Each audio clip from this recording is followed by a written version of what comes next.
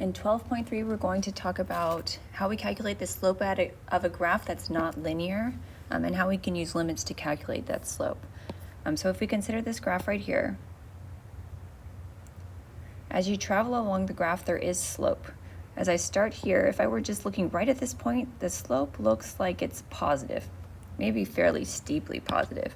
If I pick another random point, let's see, actually let me pick a point right here. If I pick a point here, and I want to know what the slope is right there, I actually draw what we call a tangent line right here, and I estimate the slope of that line at that point. So at that point, it's positive, what do I think? Maybe it's positive 2, that's just a guess. Okay, as I travel along this graph, the slope is still positive. Right here, it's still positive. It's not as steep as it was before, but it is still positive. Now, when I get to this point right here, if I draw the tangent line here, the tangent line goes with this, and the slope at this point is exactly 0. Okay, now as I traverse down this part of the graph, if I were to measure the slope at one of these points, let's pick a random point, maybe this point. If I drew the tangent line here, the slope is negative now. I'm not really sure what it was. Maybe it's -1. It's negative something though. So on a nonlinear graph, the slope is going to change as we go, and we consider the slope of the graph the slope of the tangent line at that point. So now we're going to look at how we calculate that using limits. Okay, so we're going to do the definition of the slope of the graph, and remember that is the slope of the tangent line at the point. Although remember that changes as we travel along the graph. Okay, because it's slope, we use m. And now they give us this weird formula, which looks weird, but it's just like the slope formula we've been using. Okay, so they're saying the slope is f of x plus h minus f of x over h. Okay, which is really the y minus the y over the difference in the x's. Should I draw it? Yeah, I'll draw it on here. Okay, so let me pick an arbitrary point x, where the value is x. Okay, now they want me to go x plus h as h is approaching 0. So x plus h is super, super close to x. Like it's much closer than this, because if h was approaching 0, it would be even closer than that. And they want me to calculate the y values there, which is f of x plus h minus f of x. That's the y value minus the y value. Okay, on the denominator, we normally do subtract the x's. If I do x plus h minus x, I end up with h. And the closer we make these points together, that's h approaching 0, and that's going to give me the slope of the line at that point. Okay, another notation they use for slope is they do this f prime x. This is the other word for this is called the derivative of f of x. And the derivative of f of x is just the slope of f of x. Okay, I'm going to use this formula to find the slope of each of these 3 functions, and then it really works for anything. Okay, now to be fair, to find the slope of this is a line. I can see clearly the slope is -5.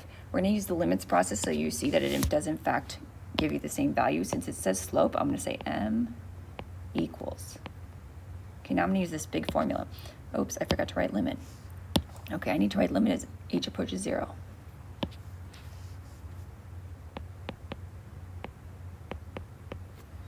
Okay, there's a big fraction here. Now the first thing is I need to do f of x plus h, so I need to plug the x plus h into the f function. So I'm going to plug this in here. So that's going to be -5 times x plus h plus 4. Okay, next on the formula, there's a minus sign because I'm subtracting the y values. Okay, and then I'm going to do f of x. F of x is exactly the way this is written right here. I'm going to put it in parentheses to remind myself I'm subtracting the entire function. Okay, and then in the denominator of h. Okay, now I'm just going to simplify this expression until I determine the slope, which I know is going to be -5.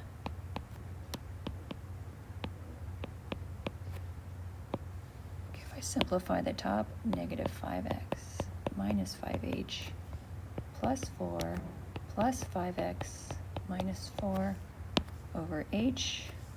I'm going to keep simplifying.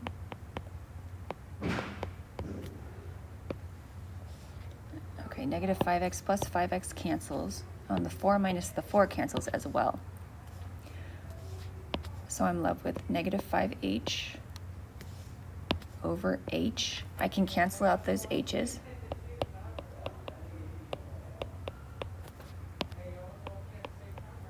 Okay, now if I plug in 0, there's nowhere to plug in 0. So the limit here is going to be -5, which means the slope is -5. We didn't have to plug in h because the slope of the line is -5 no matter where I am on the graph. So that does make sense. Okay, let's try one where the slope changes as we travel along the graph. Okay, so this says find the derivative of f of x equals x squared minus 6x. I know that f of x is going to be a parabola. Derivative is another way of saying slope, but just because it says derivative, I'm going to use the notation f prime x. But it means the exact same thing as slope. I'm going to use the exact same formula that we used on the previous example. So I'm still doing the limit as h approaches 0. I'm going to do f of x plus h, so I'm going to plug the x plus h here and here. X plus h squared minus 6 times x plus h. There's a minus in the formula, and I'm going to subtract f of x, and I'm going to put it in parentheses to remind myself I am subtracting the entire function. And then the entire thing is over h. Okay, and then I'm going to go ahead and simplify it.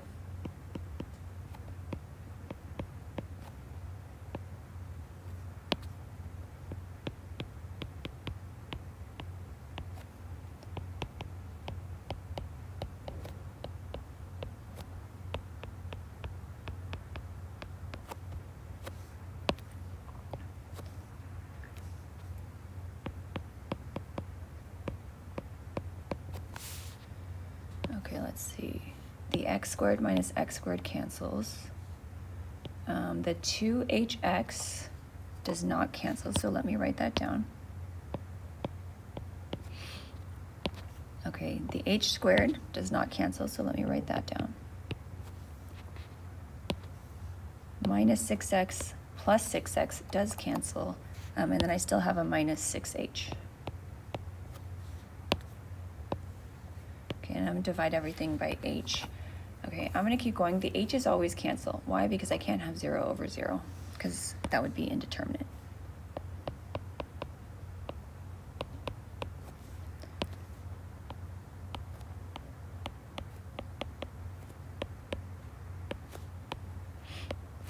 Okay, now I'm going to cancel out the h's and write my simplified expression.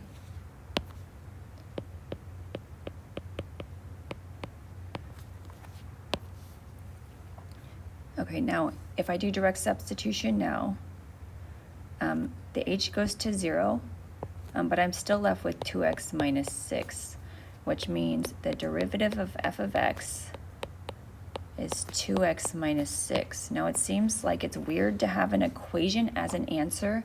However, the slope of this graph changes as we travel along the graph, so depending on the x value you plug in, you would get a different value for your slope at that point, which we'll look at in another day, but not today. Okay, let's try one other example where the simplification is a little trickier, but the process is the same. So I'm going to find g prime x,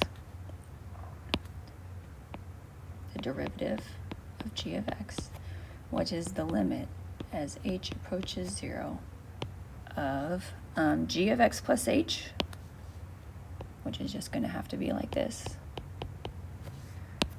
minus g of x over h.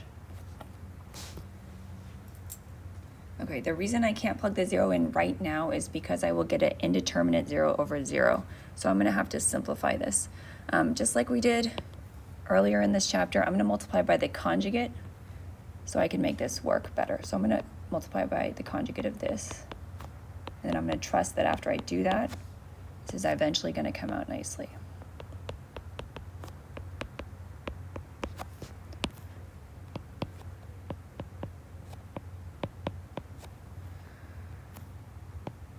Okay, if I do that, I get x plus h minus root x times root x is x.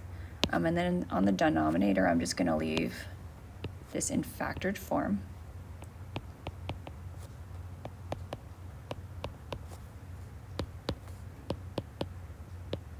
Okay, if I simplify the numerator of x plus h minus x, so the x's cancel.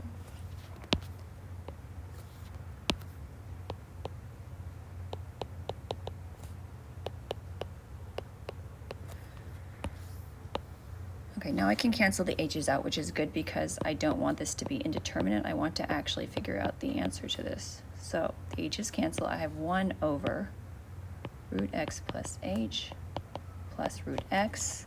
And when I substitute in 0, I get 1 over root x plus root x. So the nicer way to write the derivative of g of x is to say it's 1 over root x plus root x is 2 root x. And I'm going to leave it like this. I'm not going to worry about rationalizing the denominator. And again, this is an equation because if I were to actually graph this square root function, the slope of the graph would change depending on where I was on the graph.